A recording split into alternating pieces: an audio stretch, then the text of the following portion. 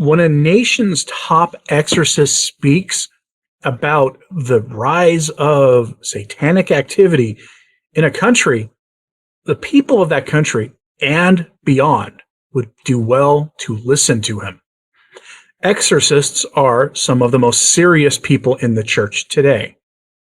They deal with things that none of us can wrap our minds around except in a purely academic or maybe pop culture horror film kind of way. We don't understand the reality of what they deal with. The vast majority of us will never understand what they deal with. They are on the front lines in a very real way in the war against princes and principalities. They understand the preternatural and the supernatural in ways that the rest of us, again, can't wrap our minds around. So when they speak, they should be taken seriously. And it's little wonder, really, that they get such pushback that they do, even from Catholics. Just look at what happens when Father Ripperger starts talking about things he's had to deal with. What happens? He always gets pushback from people who wouldn't know the first thing about what it is that exorcists see on a daily basis. Pray for the exorcist of your diocese, if your diocese has one. They usually don't advertise their name, so you won't probably know who the priest is, but please, in your prayers, keep the exorcist or exorcists of your diocese in your prayers. They are, again, at the front lines of the battle between man and God and the devil. So please pray for them. With that, our story today comes from Info Vaticana out of Europe. Only one reporting this story. Headline: Exorcist warns Venezuela suffers from a surge in satanic and esoteric rites that drag thousands. And you see here a photograph of a demonic ritual that is being conducted, a demonic ritual that is almost certainly indigenous in nature, native to the peoples of that country. And these are the same cultures that the Vatican has for years now been looking to bring those rites of theirs in some form or another into a variation of the Novus Ordo Mass to better dialogue and accompany the local people instead of doing what the church always did.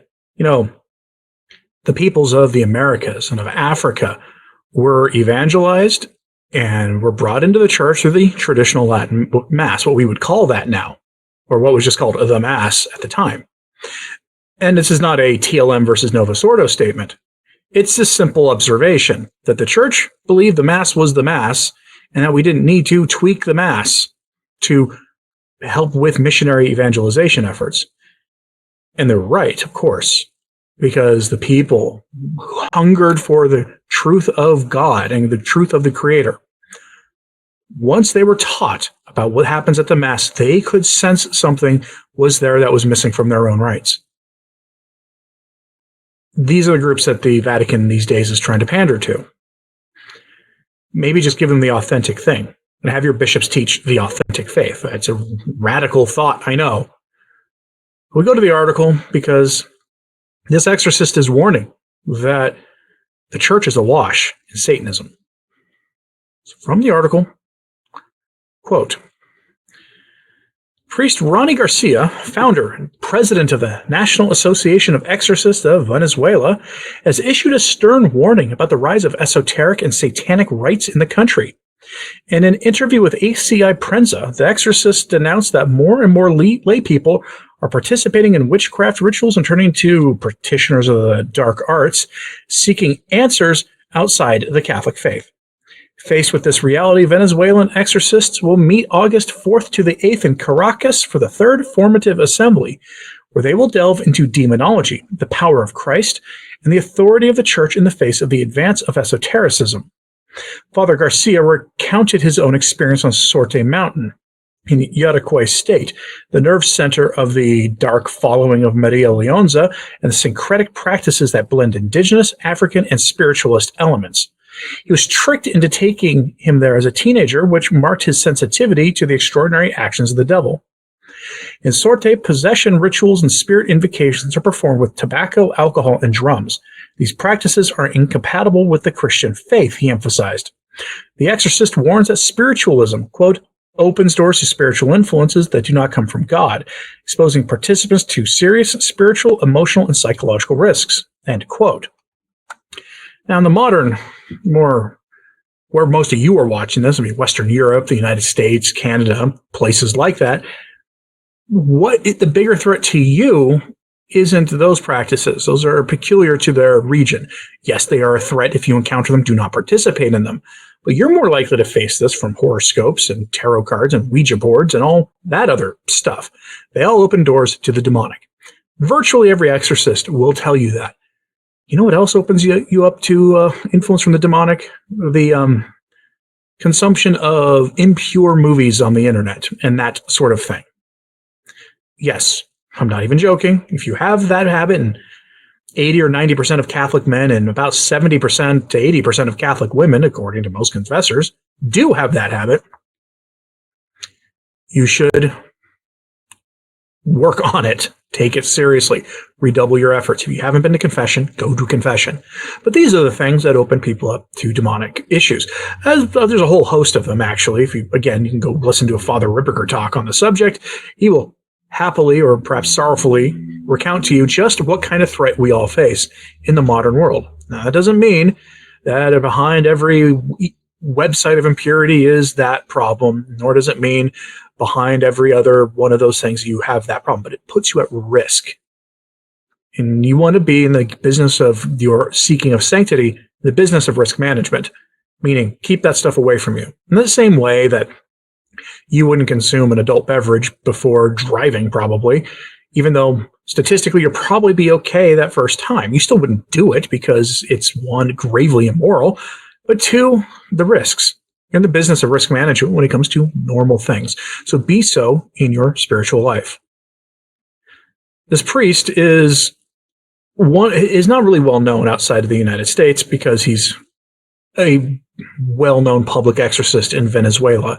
But it's good to see that the Venezuelan bishops are taking this seriously. So return here to the article. Quote, currently, only 16 priests in all of Venezuela are working as exorcists, an insufficient number to meet the growing demand of the faithful affected by demonic influences or trapped in spiritual confusion. Father Garcia laments the workload and the lack of training for both lay people and clergy. Many sheep arrive in distress. Just listening to them and saying a simple prayer is enough to help them feel liberated, even though there is often no real demonic presence. This is a country with a high rate of superstition, the priest explained. End quote. And that level of superstition goes hand in hand with those syncretic practices. Now, the thing you can do to protect yourself the most from this problem, aside from obviously avoiding as best you can all those things I listed before, is go to confession on a regular basis. Most exorcists will tell you the most effective means of dealing with the influence of the demonic in your life is to go and make a good confession. Practice abstinence and fasting. And start every morning with prayer. You know, the priests had this saying that if you start your morning with prayer, the devil has less of a chance with you. They used to say that. It comes from an exorcist who recounted that he had been told from a demonic source that if a person starts their morning with prayer, they slip through his fingers. Perhaps the first thing you do when you get out of bed is to fall on your knees and say your morning prayers, your three Hail Marys as part of the 3 Hail Mary devotion and whatever your morning offering is. Start there, and you'll be off on a much better foot as a general rule. You will also engage in the most basic form of risk management in the spiritual sense that you possibly can do. I'm curious what you think about all this. Let me know in the comments, please.